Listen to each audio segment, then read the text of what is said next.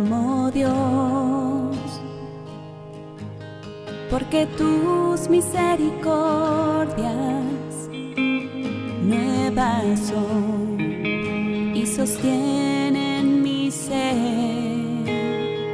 Desde el momento en que despierto hasta el anochecer, cantaré la grandeza de tu amor. Porque tú siempre has sido bueno, porque tú siempre has sido tan fiel. Te alabaré con cada aliento y cantaré la grandeza de tu amor. Te amo, Dios, me has guiado por el valle del dolor, junto a mí tú has estado, te he conocido como Padre y como un amigo fiel, y confiaré en la grandeza de tu amor. Porque tú siempre has sido bueno, porque tú siempre has sido tan fiel. Te alabaré con cada aliento y cantaré la grandeza de tu amor. Tu bien y misericordia me van a perseguir. Tu bien y misericordia me van a perseguir. Mientras vivo voy a serte fiel, a ti me rendiré. Tu bien y misericordia me van a perseguir. Tu bien y misericordia me van a perseguir. Tu bien y misericordia me van a perseguir. Mientras viva voy a serte fiel, a ti me rendiré. Tu bien y misericordia me van a perseguir.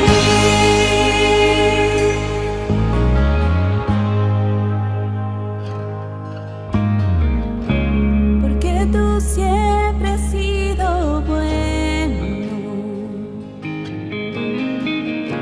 porque tú siempre has sido tan fiel.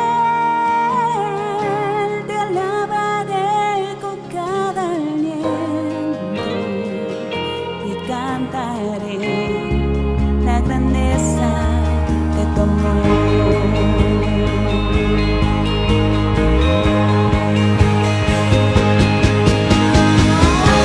Porque tú siempre has sido bueno, porque tú siempre has sido tan fiel. Te alabaré con cada aliento y cantaré la grandeza de tu amor.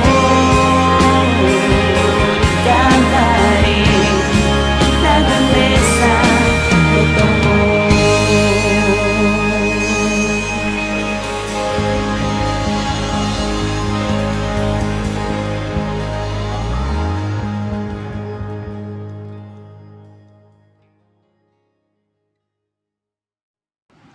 Hermano, levante su vida con la mano derecha y digamos la declaración de fe. La palabra de Dios contenida en este libro es la verdad que acepto creer, es la enseñanza que me comprometo a seguir y es la esperanza que me atrevo a confesar. Nada me impide recibirla, nadie evitará que la haga parte de mi vida y por ningún motivo dejaré de proclamarla. Estoy aquí para leerla, oírla y vivirla diariamente. Amén, hermanos. Se dice que el león es el rey de la selva. Quizá por eso Cristo se representa en los textos bíblicos como el león de la tribu de Judá. Esta imagen concuerda con su extraordinario poder, su majestuosidad y con su realeza. Al igual que el león, Dios puede con un zarpazo terminar con la vida de cada uno de nosotros. Con un rugido puede dejarnos callados ante su poder. Sin embargo, Él no vino como león, vino como cordero, como una ofrenda para nosotros. Como sus seguidores, deberíamos aprender de Él, no solo para memorizar y repetir sus palabras religiosamente, sino para imitarle y aplicar sus enseñanzas a nuestra vida. Bienvenidos a este culto de las 7 palabras. Tendremos a 7 predicadores y soy testigo que cada uno de ellos se ha esforzado, estudiado, orado y reflexionado para compartir con ustedes las enseñanzas del día de hoy. Regresemos a Jesús y aprendamos a ser santos. Padre Santo, gracias por tu palabra, gracias por tu Hijo Jesucristo. Permítenos reflexionar en estas últimas 7 frases que va a decir Jesús en la cruz. Abre nuestros oídos, abre nuestros ojos y nuestra mente para poder entender, escuchar y ver lo que tú tienes para cada uno de nosotros. Por favor, Señor, bendícenos con el estudio y la reflexión de tu palabra. Usa a los predicadores con poder.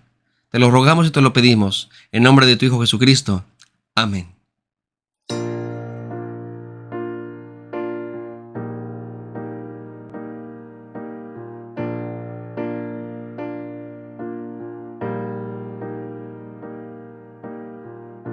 Su rugido de león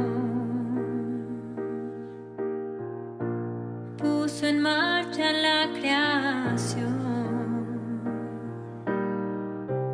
Es más grande de lo que yo pudiera comprender, poderoso gran león. El Cordero Hijo de Dios, que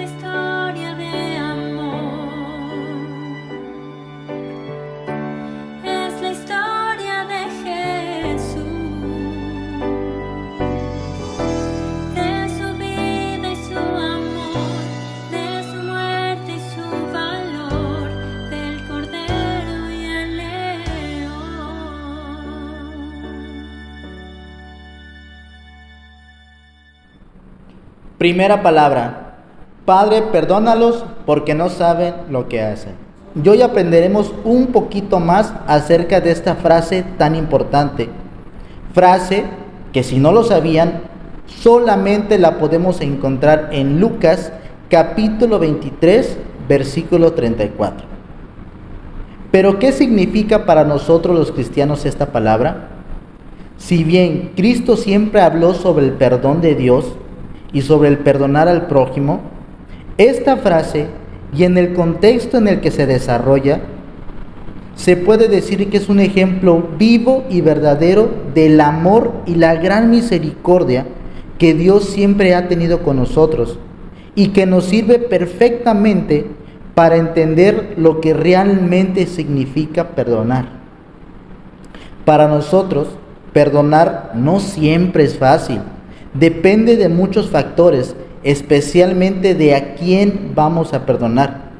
Porque no es lo mismo perdonar a un niño de 5 años por tirar un vaso de agua, a perdonar la traición de un amigo, o incluso a un vecino que en plena discusión decide darnos un golpe en la cara. Recordemos que Jesús pasó por lo siguiente, y se lo resumo porque el tiempo es muy corto. Jesús fue traicionado, entregado, humillado, despreciado y sentenciado a muerte. Cristo de verdad que sufrió mucho, más de lo que cualquiera puede imaginar. Y no solamente hablo en el aspecto físico. Jesús bebió de la copa. Él vio cómo la gran parte del pueblo judío lo odiaba, lo despreciaba y lo insultaba. Jesús fue golpeado, fue herido y finalmente fue crucificado. Pero a pesar de todo eso, Jesús nos perdona.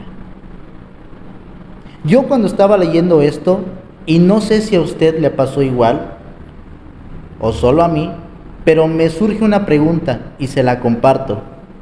¿Jesús realmente merecía todo ese sufrimiento? ¿Todo ese dolor? La respuesta automática es no. Pero quiero que piense esto.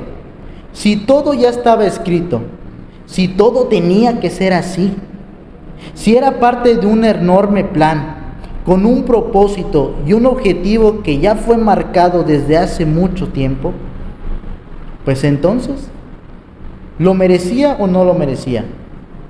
Mire, la respuesta claramente es no, pero tengamos esto en la mente. Jesús no lo merecía, pero sí era necesario. Porque los que sí lo merecíamos éramos nosotros, porque fueron nuestros actos los que nos llevaron al pecado, y del pecado a la condenación y a la muerte. Podríamos poner de excusa que fuimos engañados por el diablo, pero al final del día nosotros somos los que decidimos si pecar o no, por nuestra propia voluntad. Algunos comentaristas dicen que cuando Jesús dice la frase "porque no saben lo que hacen", se refiere únicamente a los soldados que estaban allí en ese momento. Y yo pienso que están equivocados.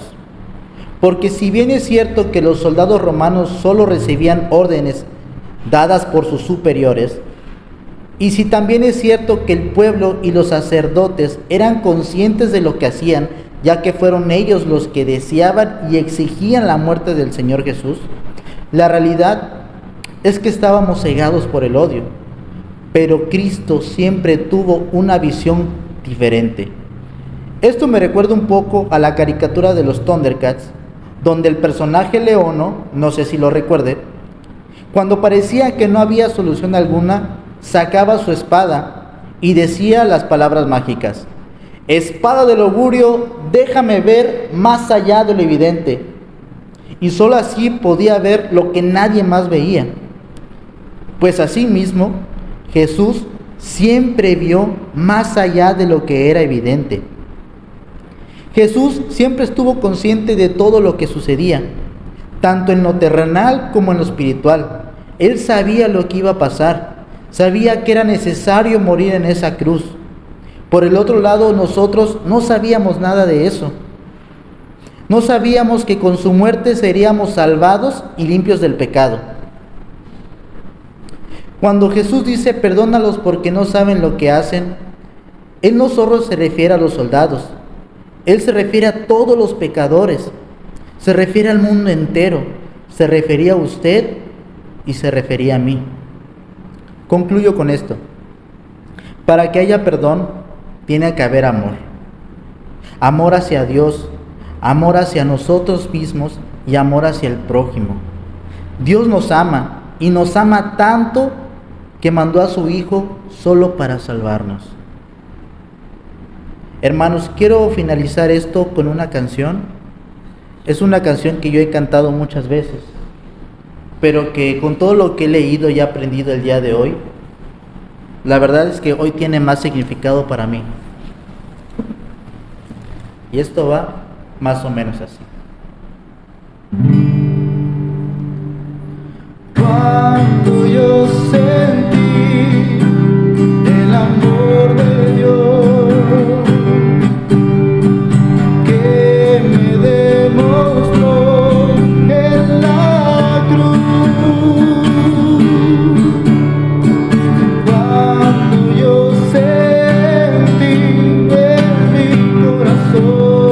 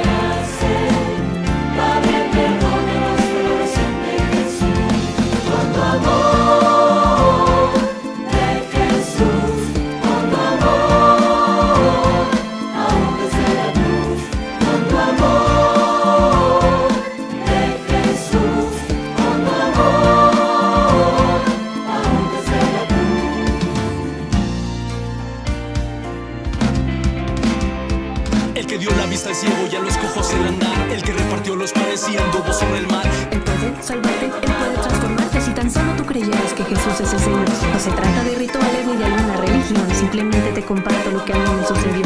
Yo estaba perdido, andaba sin sentido y en mis tristes agonías fue Jesús quien me encontró. Es posible que te sientas como alguna vez yo estuve, entre penas y tristezas y tan solo negras nubes. Tan solo si pruebas tendrás vida nueva. Pues con él hay esperanza de vivir la vida eterna. No se trata de dinero ni una vida sin problema, es más bien conocimiento del creador del universo. Amor verdadero, eterno y sincero, y por siempre ser perdonado por su amor.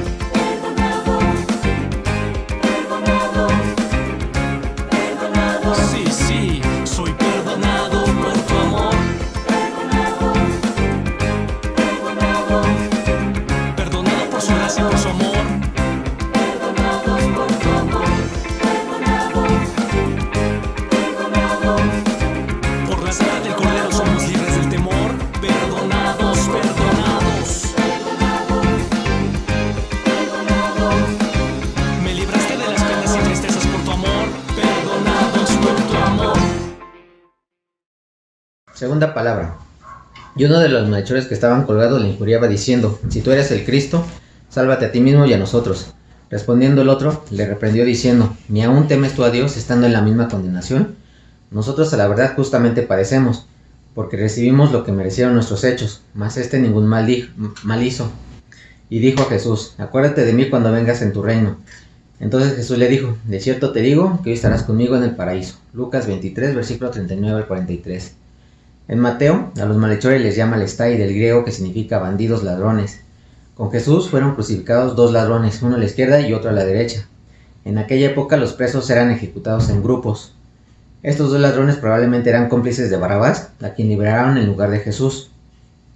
Aquello de crucificar a Jesús entre dos delincuentes lo hicieron las autoridades a propósito para humillar a Jesús ante la gente, comparándole a otros criminales y a su supuesta rebeldía. En el libro de Lucas, uno de los ladrones que estaba colgado le injuriaba. La palabra griega traducida le injuriaba quiere decir literalmente blasfemaba, y esto implicaba un lenguaje insultante, ofensivo, de maldición contra Dios. En los otros dos sinópticos, Mateo y Marcos, dice que los dos ladrones le reprochaban, es decir, le regañaban, le echaban en cara. Esta palabra no era tan fuerte como la que utiliza Lucas, aún así era en contra de Jesús. Los evangelistas registran que se burlaban de Jesús en 6 ocasiones durante la crucifixión. Por los siervos del sumo sacerdote, por Herodes Antipas y sus soldados, por los soldados de la guarnición romana, por el público ahí presente, por los sacerdotes y escribas y por los dos ladrones crucificados. Los ladrones estaban acostumbrados a maltratar a otros, a humillar y avergonzar a los demás, así que no era raro que en su proceso de dolor y desesperación lo hicieran con Jesús. Y todo esto, ¿por qué lo menciono? Para que veamos que hay un camino hacia la gracia de Dios, que hay un regreso a casa, al perdón. Este es uno de los relatos más significativos de los evangelios, pues nos describe la persona sin igual de Cristo. Vemos a un hombre agonizando, que era al mismo tiempo el Dios que perdona, y vemos también una descripción del poder transformador de Cristo, quien en un abrir y cerrar de ojos cambió a un malhechor. Sobre todo, tenemos en él un mensaje de salvación, que siempre son las mismas: arrepentimiento y fe. La primera de estas condiciones la vemos de manera obvia, el hecho de que el ladrón arrepentido pensó en Dios y recordó que había pecado contra un ser divino, y así se lo dijo a su compañero. La esencia misma del arrepentimiento está en considerar el pecado, no como un error o una debilidad, no como una ofensa a los hombres, sino como una rebeldía y una ofensa hacia Dios. El ladrón mostró su arrepentimiento al reconocer que el castigo que sufría era justo por su vida de pecado, y en la confesión al mencionar que merecía el castigo. Su fe fue tan notable como su arrepentimiento. El ladrón vio en el que agonizaba a quien habría de volver como Rey universal, y que un día reinaría y que podía llevarlo a la gloria eterna. Miró a Jesús como al Señor y Salvador, y se dirigió a él con estas palabras: acuérdate de mí cuando vengas a tu reino. Confesó con valentía su fe en presencia de una multitud agresiva y en medio de las burlas de los dirigentes y de los soldados, pues se salvó sin ninguna clase de ritual. Así pues, este relato nos enseña la verdad de que la salvación está dada por el arrepentimiento y la fe. No necesitamos más. Este ladrón amonestó al otro por su falta de respeto y reconoció la justicia del castigo que se le estaba aplicando a ellos, pero también reconoció en quien estaba a su lado, al Hijo de Dios, el que puede salvar a las personas. El ladrón sabía que eran los momentos finales de su vida en la tierra, pero pidió al Hijo de Dios por su vida eterna. Supo que quien estaba a su lado vendría a dirigir un reino superior al que ya había comenzado a establecer. De una vida de pecado pasó de inmediato a un estado de bendición. Esta fue la promesa: hoy estarás conmigo en el paraíso. Se puede observar que la esencia misma del gozo, que está más allá de la muerte, consiste en la relación personal con Cristo. El centro de la promesa hecha al ladrón fue: estarás conmigo. Esta es nuestra garantía bendita, que morir es estar con Cristo. En las mismas situaciones y en el mismo medio podemos ver cómo puede diferir tanto el pensamiento de dos personas. Jesús tenía en ese momento la capacidad de salvar a quien se arrepintiera en medio de una situación dura y difícil. Muchos son como el ladrón, que lo insultaba, que no tienen en cuenta a Dios, y con su indiferencia lo insultan al rechazar la obra de amor más grande que alguien pueda ofrecer, su misma vida. Pero también el otro ladrón a su lado, cuyo testimonio ha servido para salvar a millones de personas, que por su ejemplo pudieron encontrar la salvación en la gracia y el amor de Dios. Gracias a este ladrón que con su ejemplo sirvió para que millones recibieran la salvación en los últimos momentos de su vida. Uno de los ladrones decía con sarcasmo: pues sálvate y sálvanos a nosotros. Se incitaba a Jesús a realizar una demostración de poder. Pero el otro ladrón, con otro tono muy distinto, hacía una petición: acuérdate de mí cuando vengas en tu reino. Era la mayor demostración de poder, de amor, de vida, de esperanza. Una fe así es digna de destacar. Volviéndose a Jesús, el ladrón le pidió al Señor que se acordase de él cuando volviese y estableciese su reino en la tierra. Este hombre demostró una sorprendente confianza en Jesús. Lo veía agonizando en la cruz y no obstante creía que vendría como rey, como ya lo habíamos dicho. La respuesta que dio Jesús hoy sigue impactando. Ha sido muy recordada y lo será por la eternidad. Te aseguro que hoy estarás conmigo en el paraíso. Paraíso es una palabra antigua persa que significa un jardín amurallado, un sitio bello. Y Jesús recompensó esa fe con la gran promesa de que aquel mismo día estaría con él. El que dijo tan grande promesa no era cualquiera, era precisamente el único que podía hacerla. Era alguien que excedía las dimensiones humanas del tiempo y el espacio. Era Dios, para quien no hay presente, ni pasado, ni futuro. El que es el primero y el último, el principio y el fin. Nunca es tarde para reconocer a Jesús como nuestro Rey y Salvador. Mientras lata nuestro corazón, seguirá en pie la invitación, promesa que sigue vigente para cualquiera que cree en Jesús, se arrepiente de sus pecados y busca su gracia, que es la única que nos puede salvar. El ladrón que creyó en Jesús es testigo por la eternidad de que las promesas de Dios mismo son fieles y verdaderas y se cumplen firmemente. Amén.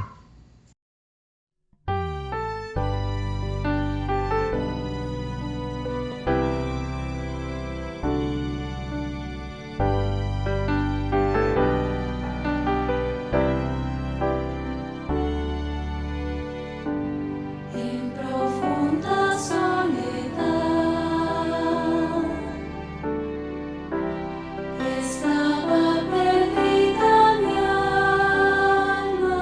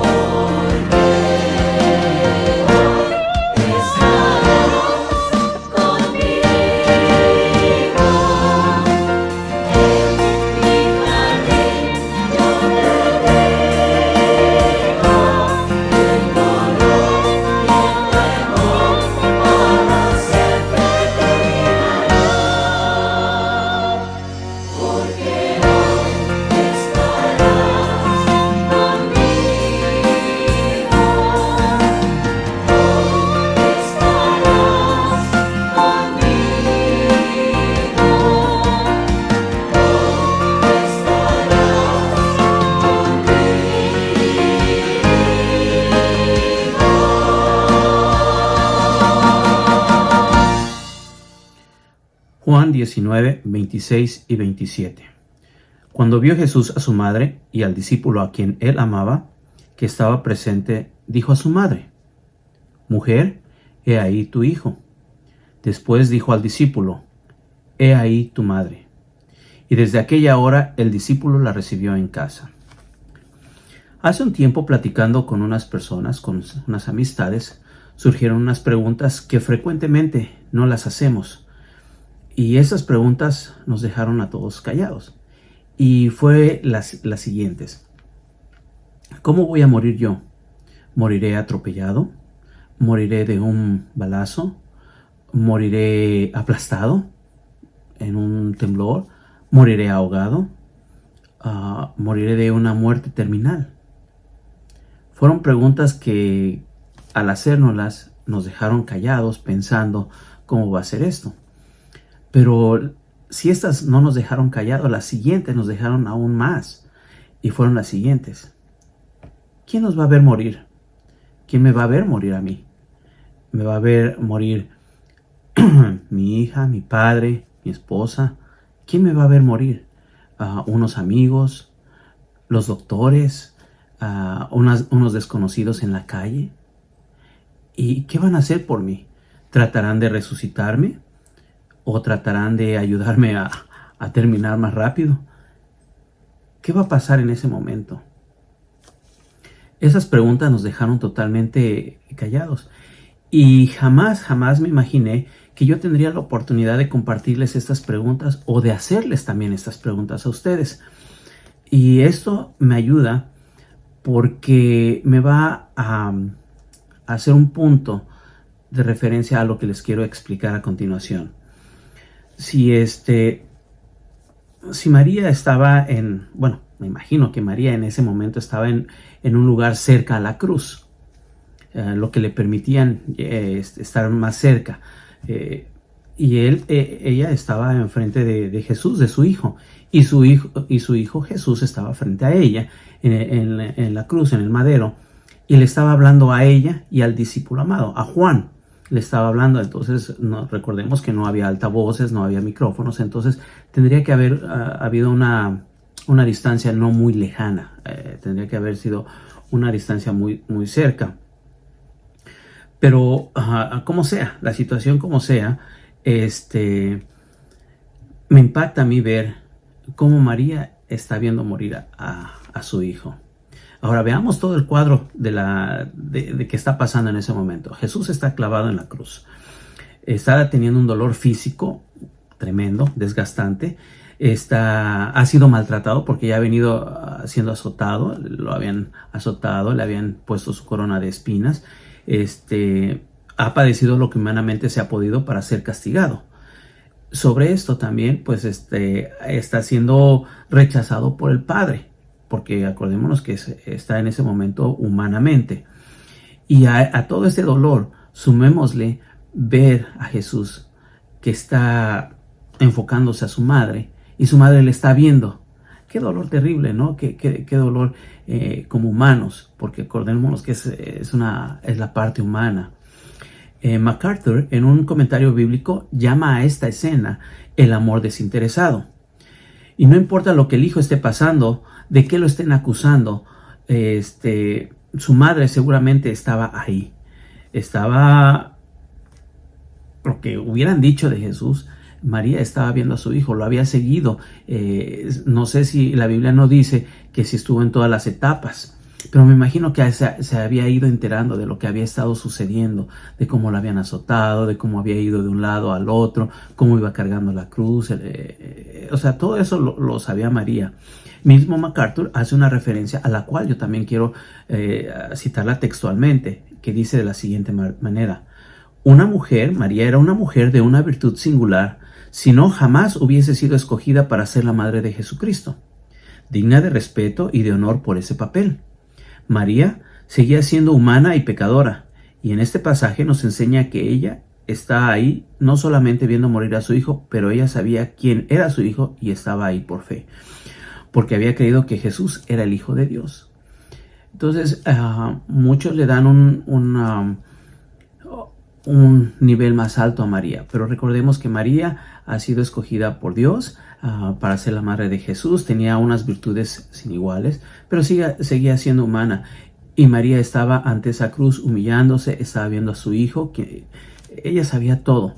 Lo que a mí más me impacta es la manera en que ella le rinde el respeto, en que ella se humilla delante de Dios, no lo ha rechazado. La fe de ella estaba aceptando lo que viniera. Jesús, estando en el dolor más grande, el amor de él hacia su madre es infinito. Por eso en ese momento, cuando ella ve a María y ve a Juan, que es el discípulo amado, le dice a María, pues ahí tu hijo. Y a Juan le dice, hijo, ahí a tu madre. En otras palabras, te la encargo. José seguramente para esas alturas ya había muerto, la Biblia no lo dice, pero la está encargando, la está dejando con alguien que él sabe que va a hacer todo lo posible por cuidarla hasta el último momento. Se le encarga, es un amor completamente mutuo, desinteresado totalmente también por ambas partes, porque María está creyendo en Jesús, el Hijo de Dios, y está viendo lo que está pasando, está teniendo la fe, no le está pidiendo más, no, la Biblia no dice que pidió más, tener un nivel más alto, no lo dice, pero también a Juan le está dando la oportunidad de poder tener a María, hacerla como su madre. Y Jesús está amando a su madre, dice, no te voy a desproteger, te estoy dejando con alguien. Nosotros no estamos en ese momento, no estamos en esa cruz, pero sí nos estamos muriendo por el pecado. Y Jesús no quiere eso, quiere que vivimos una vida de plenitud, una vida con una esencia increíble. Y como María debemos ser humildes a Dios, amándolo, no importando las circunstancias. Que Dios les bendiga.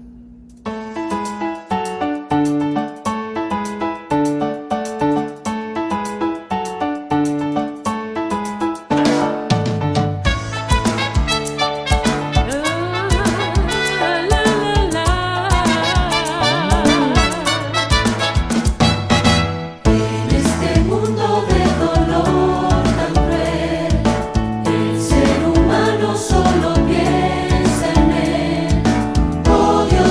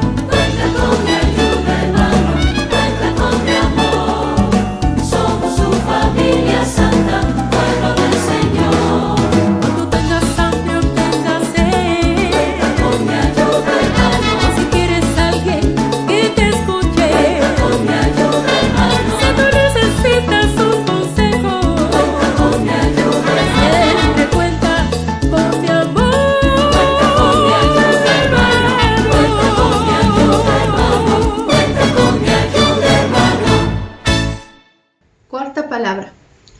Cerca de la hora novena, Jesús clamó a gran voz diciendo, Elí, Elí, lema sabactani, esto es, Dios mío, ¿por qué me has abandonado?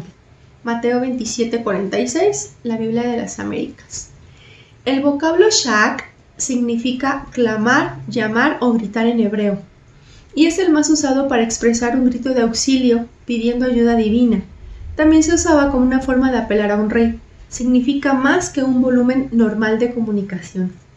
Este término se refiere a un grito de angustia o tristeza.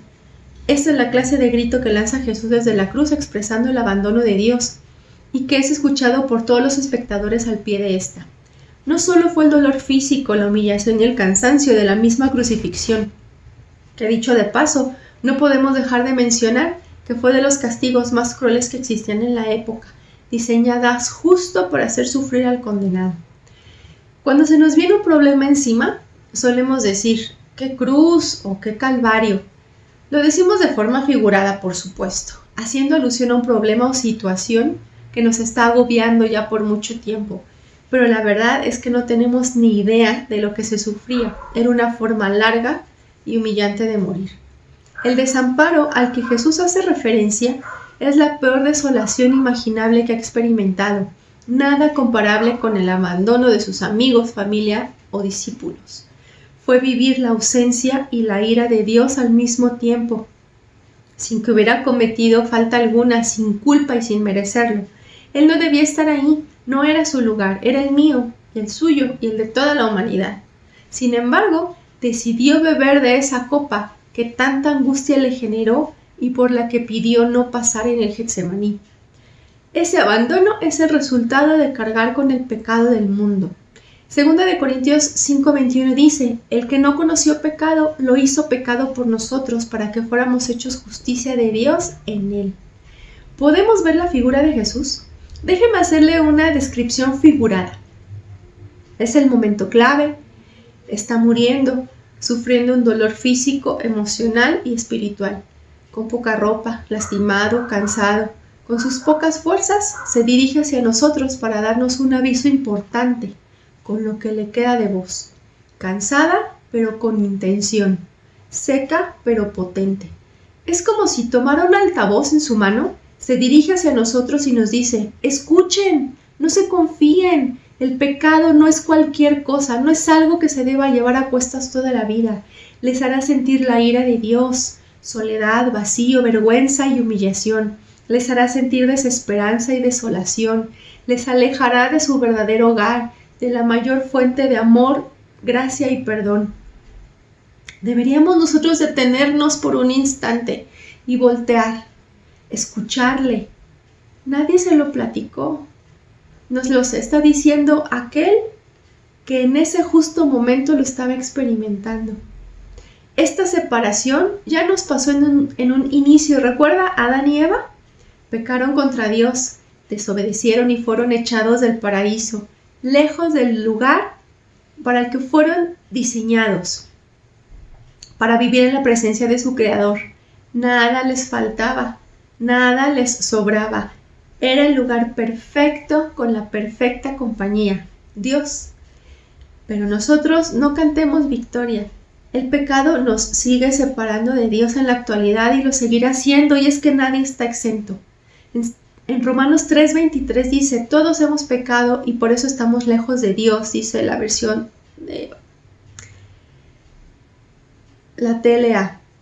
Ahora, acompáñeme por un momento y dirijamos nuestra atención a la pregunta de Jesús. Se la leo de nuevo. ¿Por qué me has desamparado? No sé si esté de acuerdo conmigo, pero podríamos pensar que ciertamente Jesús ignoraba la causa de este abandono. Pero no fue así. Claro que lo sabía. Él es el protagonista. Sin él no tendría sentido ni la Navidad, ni la gracia, ni el perdón. Él quiso estar ahí, no permitiría que usted y yo pasáramos por eso. Y también sabe perfectamente que la naturaleza de Dios es ser santo, santo, santo. La santidad solo le pertenece a Dios. Cuando la Biblia dice que Dios es santo, quiere decir que está absolutamente separado de todo pecado, porque es todo lo que está fuera de su naturaleza. Su santidad está por encima de toda criatura o creación. No puede tener comunión con el pecado. Por eso Jesús sabía muy bien que llevando el pecado sobre sí, pasaría por esta dolorosa separación. La separación expresada por Jesús fue real. Esta es la primera vez que Jesús no llama al Señor como Padre, más bien le llama Dios, pues ha ocurrido una separación entre Jesús y el Padre, porque habían existido unidos como uno desde la eternidad. Pero Dios se aleja de él por causa del pecado para que usted y yo sí podamos estar cerca de Dios. Nuestro desafío de hoy es: regresemos a nuestro diseño original, que es vivir y caminar en la presencia de Dios. Escuchémosle, seamos sensibles a su voz, reconozcamos que fallamos, todos luchamos con nuestras tendencias pecaminosas. No nos conformemos con solo ser creyentes, seamos discípulos. No permitamos que el pecado nos siga alejando más y más de nuestro Padre y Dios.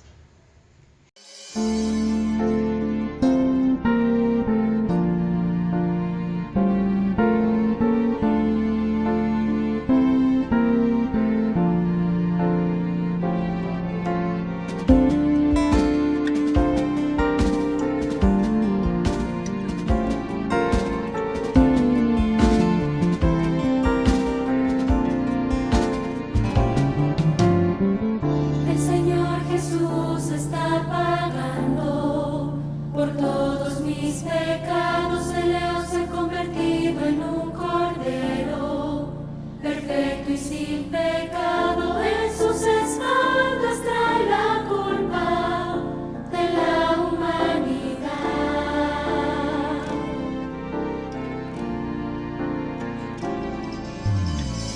El creador del mundo en un madero, clavado de sus manos con espinas en su frente y con un hierro, clavado en su costado y soportando el dolor, eleva una oración.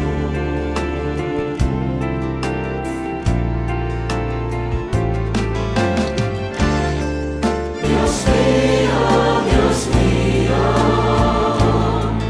¿por qué me has abandonado?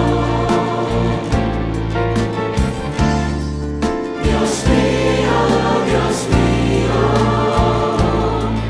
¿por qué me has abandonado?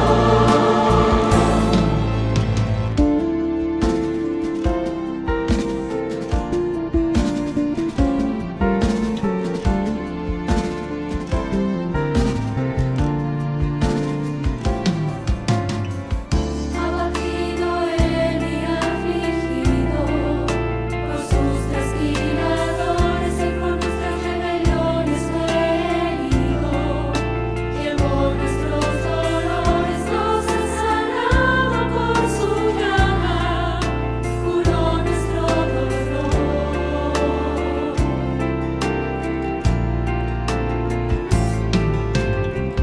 El que no pecó se hizo pecado, su cuerpo fue clavado en la cruz con los ladrones fue contado, era crucificado desde el madero abrió su boca, clamando una oración.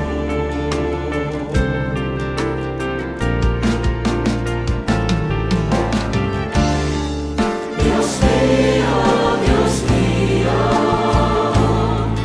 ¿por qué me has abandonado? Dios mío, ¿por qué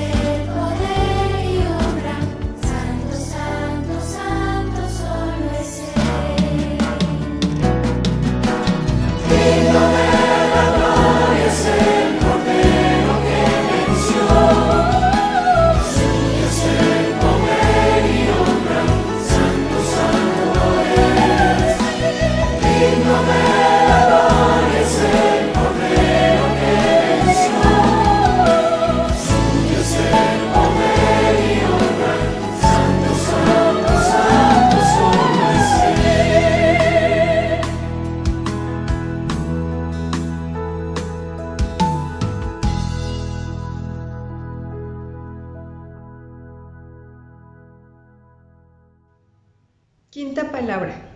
Después de esto, sabiendo Jesús que ya todo estaba consumado, dijo, para que la escritura se cumpliese, tengo sed. Juan 19:28.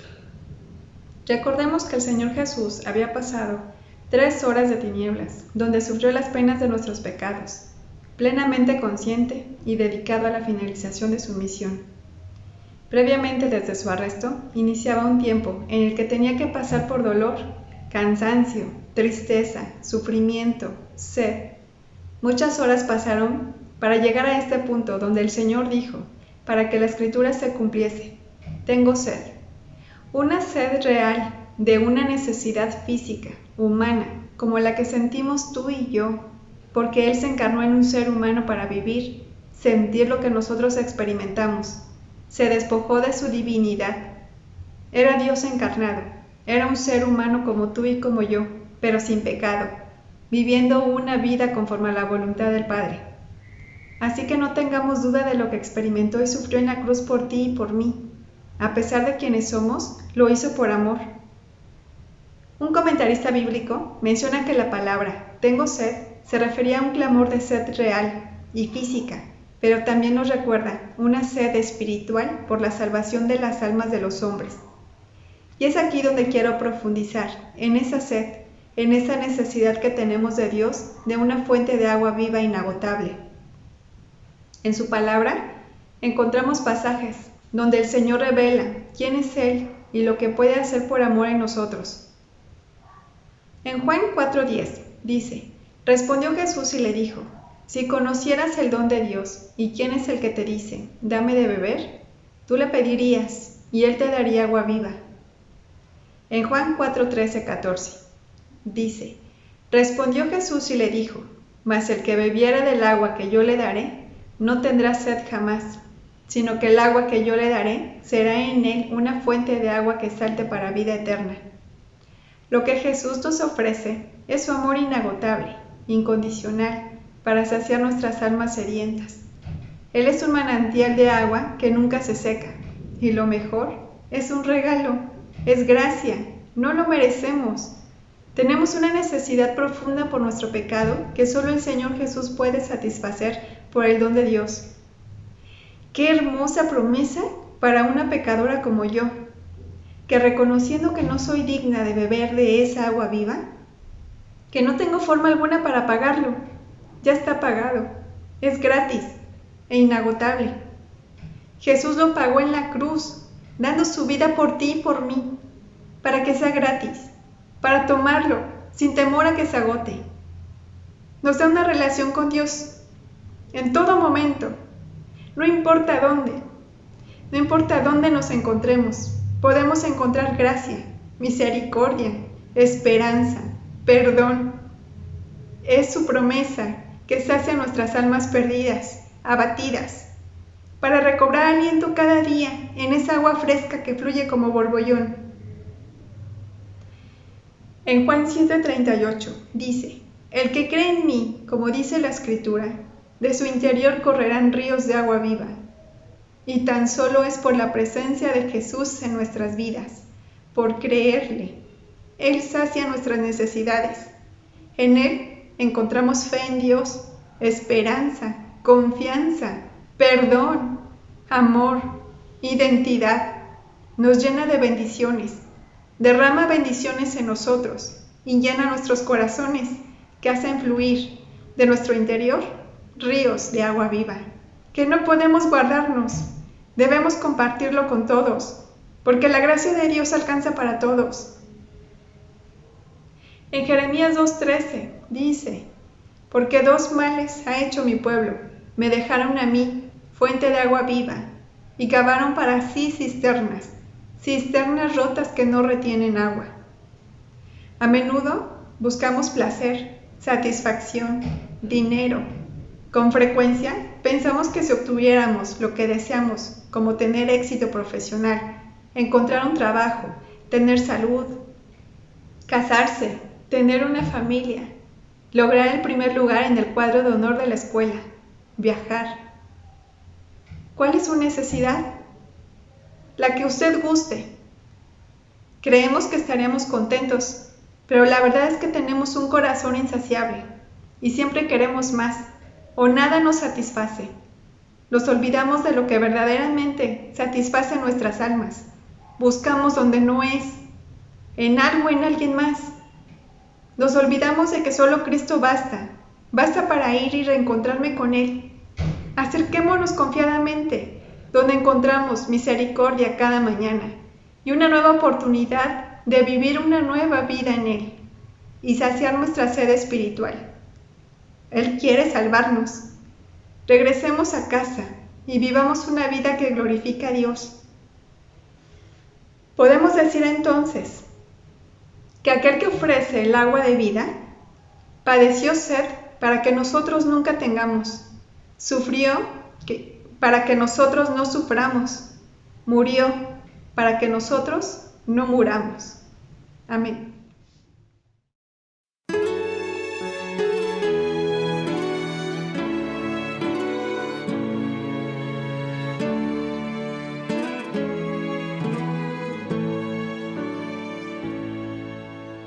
En Belén nació, vino y se encarnó.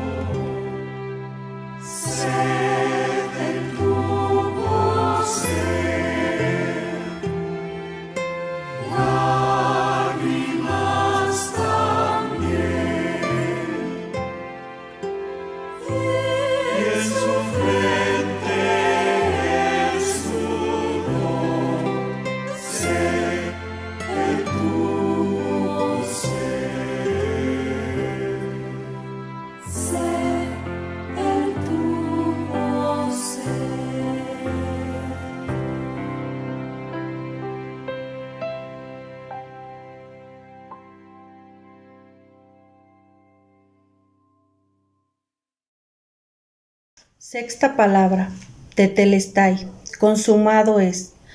Juan 19:30. Cuando Jesús hubo tomado el vinagre, dijo, consumado es, y habiendo inclinado la cabeza, entregó el espíritu. En la Biblia NBI dice, al probar Jesús el vinagre, dijo, todo se ha cumplido. Luego inclinó la cabeza y entregó el espíritu. Estas palabras, consumado es, que en griego se traduce tetelestai, fue la penúltima palabra pronunciada por Jesús en la cruz, y según Lucas 23:46, fue más que un grito de aflicción o dolor, en realidad fue un grito de triunfo. Él había concluido y cumplido cabalmente y al pie de la letra la misión que el Padre le había encomendado.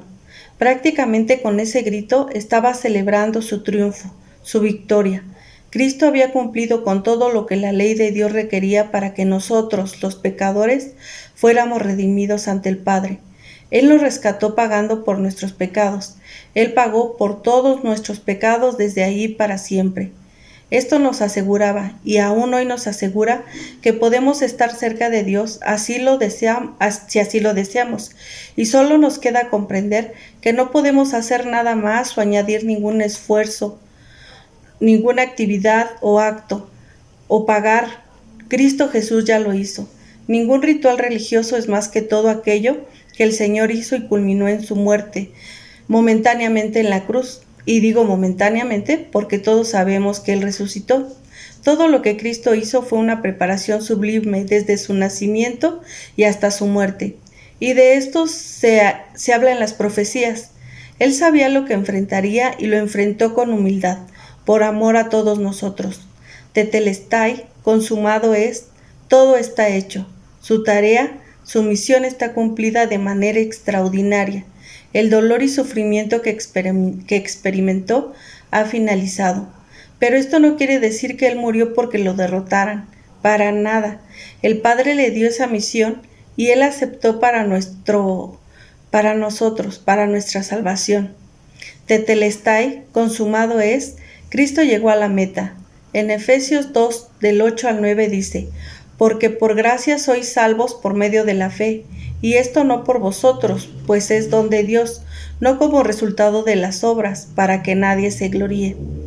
Dios es el que da la salvación, no por mí, sino por lo que su Hijo hizo, porque Él concluyó con cada cosa que debía hacer. Tal vez sea muy burda la comparación que voy a hacer, pero si alguien quisiera llegar a ser un nadador profesional, tendría que entrenar desde pequeño, obviamente con la tutoría paterna, entrenar a diario, estudiar las diversas técnicas de nado, de respiración, de ser constante, presentarse a diario en las prácticas con el equipo necesario. No sé, tal vez esta comparación no está del todo bien, pero yo pienso que el plan de Dios con su Hijo Jesucristo inició desde que estuvo en el vientre de su madre, y en cada etapa de su vida se fue preparando, predicando, ayudando, sanando, haciendo milagros, etc. Por eso digo que mi comparación es un tanto burda y fuera de lugar tal vez, pero me imagino al nadador llegando a las Olimpiadas después de tanto trabajo, de tanto esfuerzo, de tanto tiempo invertido, y gana la medalla de oro. ¿Qué alegría tendría en su corazón?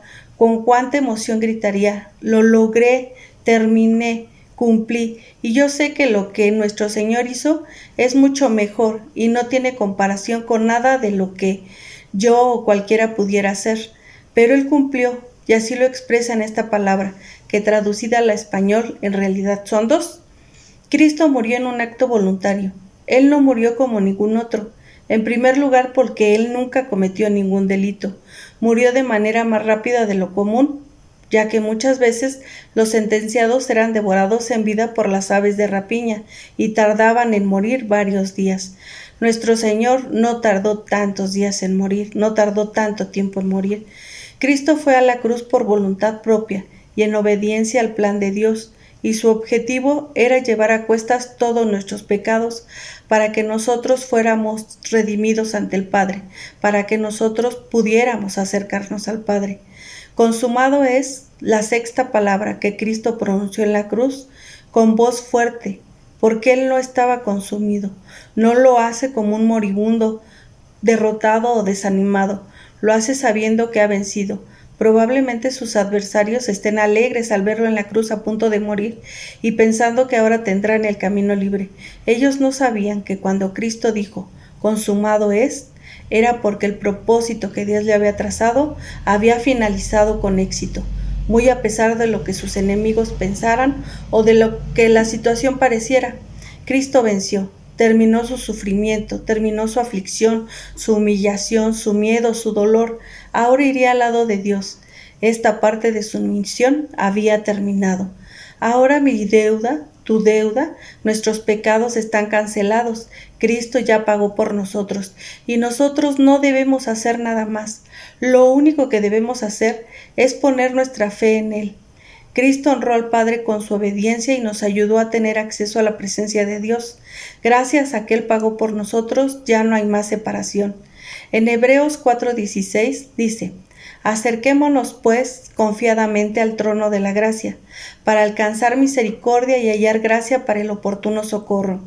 Dios nos está dando la certeza de que Él tiene el control. Jesús es Dios y su misericordia y amor es infinito para todos los que lo aman. Él nos ama que tanto que dio a su único Hijo para que muriera por nosotros. ¡Qué gran prueba de amor! ¿No lo crees? No desperdicies este amor, esta prueba tan grande de misericordia. Dios te ama, no importa cómo eres, quién eres, si te has equivocado, si has mentido. Él te ama porque es un Dios maravilloso, un Padre maravilloso y siempre está en espera de que vengas a Él y te espera con los brazos abiertos. Amén.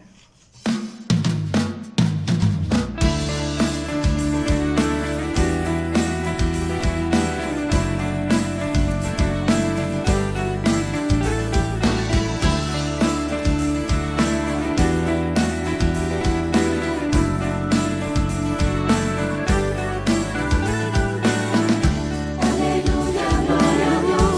Aleluya, gloria a Dios. Aleluya, gloria a Dios.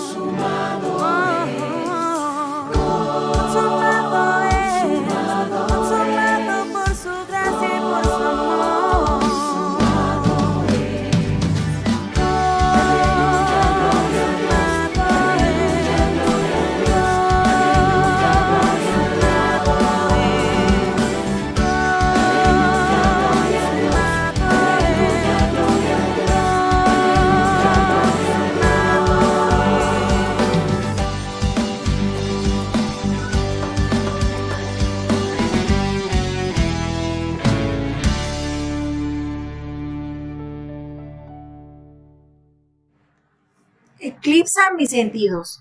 Séptima palabra de Jesús. Entonces Jesús, clamando a gran voz, dijo: Padre, en tus manos encomiendo mi espíritu. Lucas 23:46. Jesús remite su espíritu al Padre, pero este acto no es algo fantasioso. La muerte de Jesús fue una acción real y consciente en todos sus sentidos. No olvidemos que Jesús experimentó la crucifixión no en un VIP ni como un robot blindado que no podía sentir. Él sintió como cualquier persona, sino que tomó la carga también de todos los pecados de la humanidad, aparte de sentir dolor, encima los pecados de nosotros. Todo esto en un acto de amor y reconciliación con el Padre, de quien en su magnificencia y santidad no somos dignos de ser tolerados con nuestras faltas. ¿Pero qué creen? Jesús satisfizo en sí mismo la justicia de Dios, haciendo por la humanidad lo que somos impotentes de lograr por nosotros mismos. Con su vida recibimos esta gracia tan especial que en estos tiempos actuales, así como también en la época de los fariseos de aquel entonces, muchos aún no logramos comprender que Jesús se reconcilió con nuestro Padre para salvarnos de nuestros pecados. Les contaré un chisme. Esto pasó cuando yo era menor de edad, hace muchísimos años, era muy pequeña. Mi familia se desintegró y mi mamá se fue a vivir con otro señor, formó una nueva familia. En esa nueva familia yo era víctima de violencia intrafamiliar, que en esta época actual ellos estarían en la cárcel, porque en aquella época nadie me podía defender. Ellos me golpeaban, me castigaban, yo era muy traviesa y hacía cosas que a ellos les parecía mal. Como era muy pequeña, pues no estaba acostumbrada al lugar donde me habían llevado y no me agradaba, entonces me escapaba y me iba a merodear por los alrededores. En una ocasión, cuando me estaban golpeando salvajemente, escuché el auto de mi padre llegar. Salí corriendo y mi mamá detrás de mí. Cuando vi el auto, subí de un brinco y mi mamá gritándome: ¿A dónde crees que vas? Si te vas con él, no me verás nunca jamás. En ese grito que suena chantaje, que suena amenaza, había un mensaje oculto que era: si dices algo, te irá peor. Pero en ese momento no importaba porque estaba ahí mi papá. Y vaya que mi papá físicamente se imponía, porque era un hombre muy alto y tenía una voz fuerte, gruesa. Parecía que cuando hablaba gritaba, porque tenía una voz como de locutor de radio.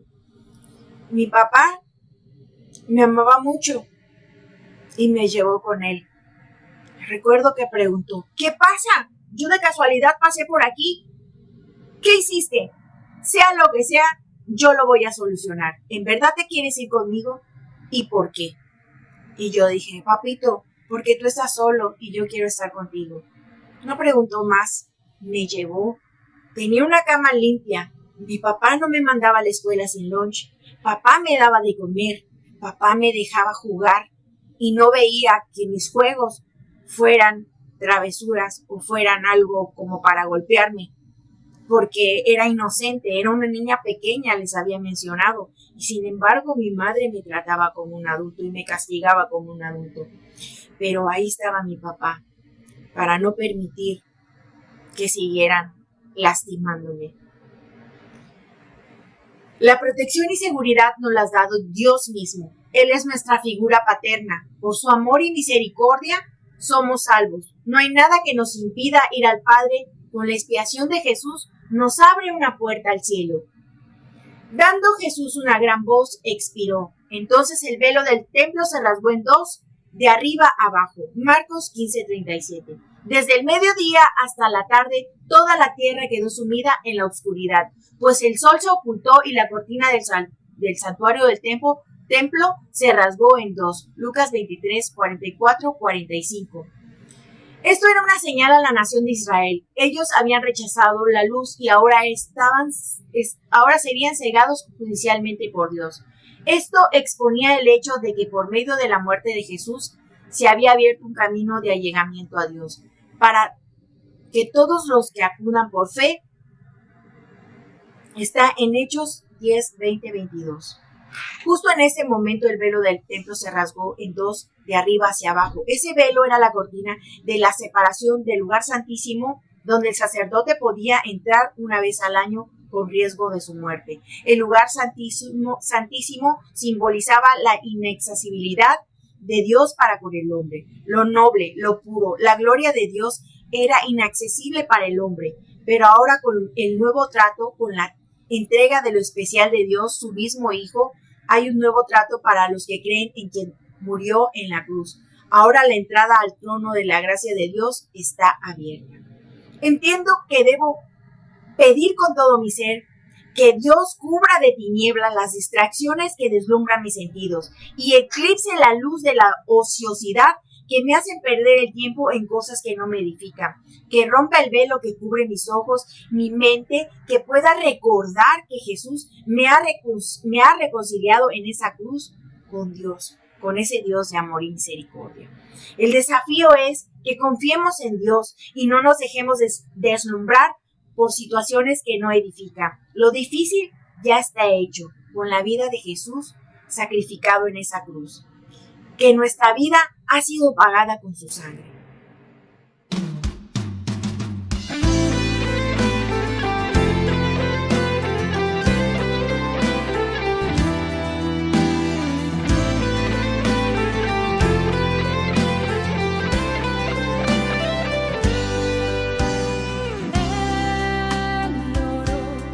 En el Getsemaní, si es posible, pasa esta copa, pero que se haga tu voluntad. Fue Jesús hasta la muerte en cruz, obediente como un cordero que ha decidido morir. Y el velo se rasgó y un centurión al verle vio la gloria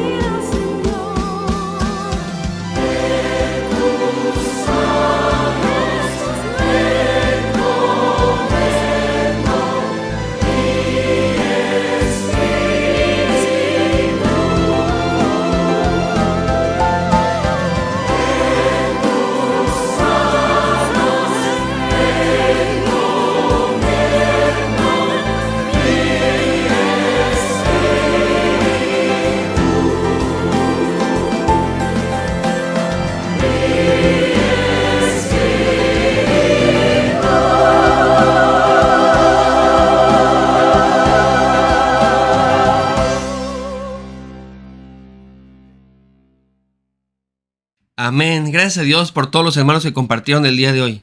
Bendigo a Dios por sus vidas. Para finalizar, les quiero contar una breve historia. Pero esta ocasión quiero hacerlo tal y como me la contaron. A veces, para que las historias tengan sentido a la enseñanza, añadimos algo, le damos unos pequeños retoques, la maquillamos para que sea pertinente. En esta ocasión quiero contárselas tal y como sucedió. Pero les pongo en contexto primero. Estábamos platicando acerca de que hay personas que tienen mala suerte. Pero no estábamos hablando mal de nadie, sino de nosotros mismos. Estábamos platicando nuestra mala suerte, nuestras pericias. Y no como una queja, no lo estábamos haciendo las víctimas, sino como compartiendo nuestros pesares de ser malas suertes. En eso, una hermana, la que nos contó esta historia, o la que me contó esta historia a mí, como contrapunto de lo que estamos diciendo, nos dice que hay personas que tienen muy buena suerte. Y es cierto. Hay personas que no están tan saladas como nosotros y sí tienen una buena suerte. Una suerte que ya quisiera tener uno, aunque sea unas pequeñas horas. Entonces, aquí entra la historia de la hermana para mostrarnos que hay gente que tiene buena suerte. Ella me platica que iba con uno de sus hijos y salieron junto con el auto. Y sucedió que a mitad del camino, o por una parte del camino de la carretera, se quedaron sin gasolina. Entonces, como suponemos, aquel joven, el hijo de la hermana, decidió ir a la gasolinera con un bidón en la mano para ir por combustible. Pero justamente en ese momento estaba pasando un muchacho con una bici y le dice al hijo de la hermana: oiga, joven, no se preocupe, la estación de gasolina está muy lejos. Si gusta, yo vengo aquí con mi bici, voy rápido, deme la lana, deme el bidón, voy y vengo de volada. Entre paréntesis, mientras me estaba contando esto, la hermana dije: wow, qué suerte, qué casualidad, que en ese momento está saliendo alguien del trabajo, va con la bici y está viendo a esta persona que tiene problemas en la carretera y no tiene gasolina, y justamente pasa con su bicicleta y le va a hacer el favor de ir por la gasolina y regresar. Yo dije: eso es buena suerte. Pero me siguen contando la historia. Y resulta que pasaron unas horas y el muchacho no regresó. Se llevó el dinero de la gas y no solamente eso, se llevó el bidón. El hijo, confiado de la buena voluntad de ese hombre, le preguntó a su papá: ¿será que va a regresar aquel joven? Yo creo que no, hijo, le dijo el hermano. Entonces le dice: nos ganaron, perdimos. Ahora, yo me quedo sorprendido porque acuérdense que eso se supone que es una historia de la buena suerte. Y yo le pregunto a la hermana: oiga, ¿pero no supone que es una historia de buena suerte? Yo no vi la buena suerte por ningún lado, lo chamaquearon y re feo. A lo que la hermana me dice: sí, Paz, fue mala suerte para nosotros, pero fue buena suerte para el muchacho. Ese día se le regalaron, por salir de trabajo y por pasar ahí, 100 pesos y un bidón. La cruz fue el día más maldito de la historia de la humanidad. Dios ha sido crucificado, su creación lo rechazó, su pueblo lo ignoró.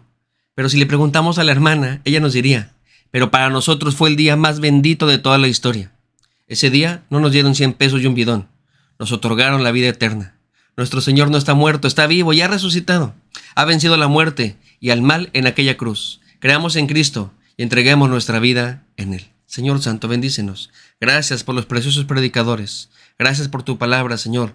Y sobre todo, gracias infinitas por tu Hijo Jesucristo. Gracias por tanta gracia, por tanto amor. No merecemos esto, Señor, pero lo aceptamos con honor, con responsabilidad, con compromiso, con el mismo amor que tú nos das. Por lo menos lo intentaremos, Señor, de aquí en adelante. En tus manos estamos, Señor.